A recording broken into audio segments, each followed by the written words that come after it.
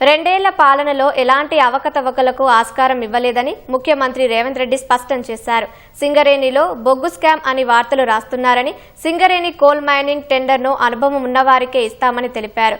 మంత్రులపై వార్తలు రాసే ముందు తన వివరణ తీసుకోవాలని సీఎం అన్నారు. ఖమ్మం జిల్లా మదులపల్లిలో జరిగిన మున్సిపల్ ఎన్నికల కార్యకర్తల సన్నాహక సమావేశంలో సీఎం పాల్గొన్నారు.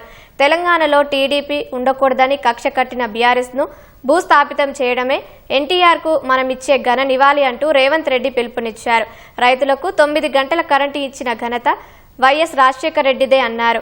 ఎన్టీఆర్, వైఎస్ రాజశేఖర రెడ్డి స్ఫూర్తిగా సంక్షేమ పథకాలు అమలు చేస్తున్నామని రేవంత్ రెడ్డి తెలిపారు.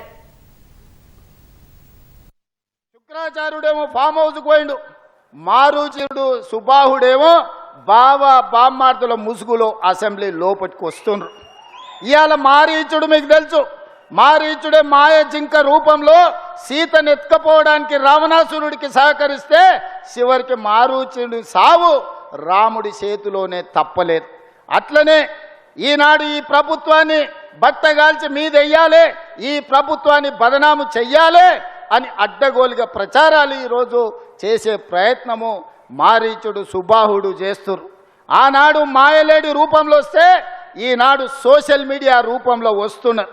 లేని అవాకులు చవాకుల మంత్రముల మీద ఈరోజు ప్రచారాలు చేస్తున్నారు, ప్రత్యక్షంగా పరోక్షంగా.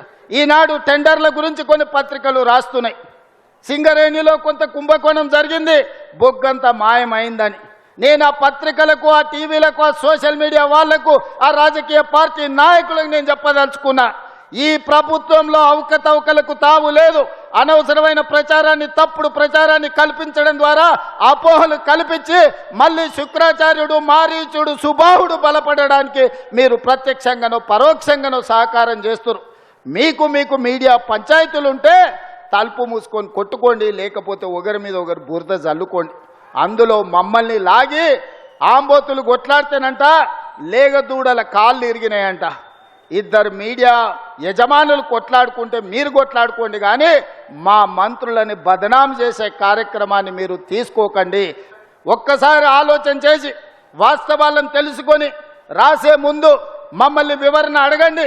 తెలంగాణ రాష్ట్ర ముఖ్యమంత్రిగా రోజుకి 24 గంటలు, సంవత్సరానికి 365 రోజులు ప్రజా జీవితంలో ఉన్న, ప్రజలకు అందుబాటులో ఉన్న మీడియాకు కావలసిన వివరణ ఇవ్వడానికి తెలంగాణ రాష్ట్ర ముఖ్యమంత్రిగా నేను సిద్ధంగా ఉన్నా.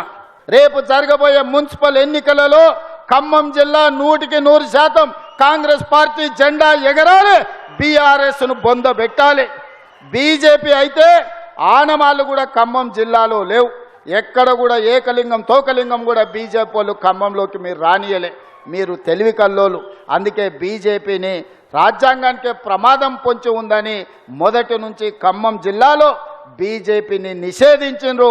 ఆ నిషేధం భవిష్యత్తులో కూడా కొనసాగుతుందని నేను విశ్వసిస్తున్నా. కాకపోతే మారీచులు మళ్ళా బయలుదేరినరు. శివరాసన్లు నిన్నమన్ననే మీటింగులు పెట్టిరు ఖమ్మంలో.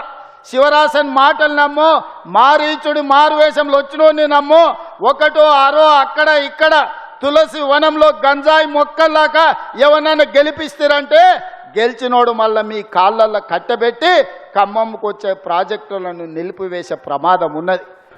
వాడో వీడో వస్తున్నాం అని ఏడికి రాడు. వచ్చేటోనికి ఇరిగింది, ఫామ్ హౌస్లో వండుకున్నాడు. ఇంక వచ్చేటోడు ఎవరు లేడు, లేచేటోడు లేడు, లేచి నిలబట్టోడు లేడు. వచ్చేటోడు చెప్తే నమ్మేటోడు లేదు. 94 నుంచి 2004 వరకు తెలుగుదేశం పార్టీ అధికారంలో ఉంది.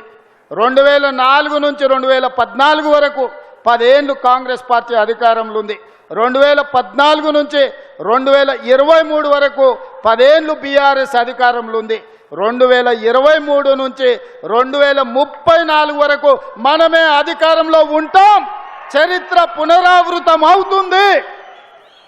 నేను చెప్పింది జరగకుండా ఉన్నది ఒక్కటి లేదు.